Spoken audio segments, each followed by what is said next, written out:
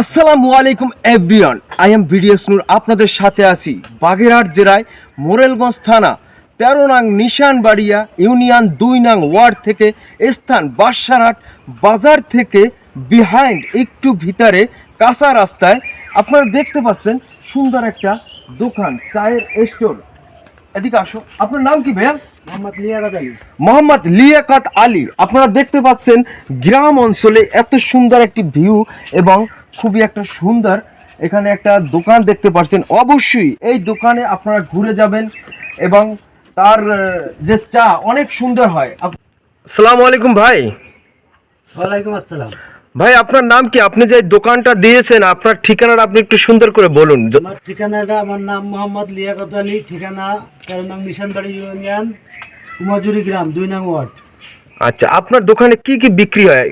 আমার দোকানে চা, সিগারেট, কফি, বিস্কিট, চকলেট। অবশ্যই প্রিয় বন্ধুরা, মোরেলগঞ্জ বাজার থেকে বাসারহাট বাজারে আসবেন, তারপর ডান দিকে একটা রাস্তা গিয়েছে উমজুরি গ্রাম। কিছুক্ষণ দূরে আসলেই আপনারা দেখতে পারবেন পশ্চিমে মুসল্লি বাড়ির মোড়ে একটি সুন্দর একটি দোকান, চা, সিগারেট, কফি।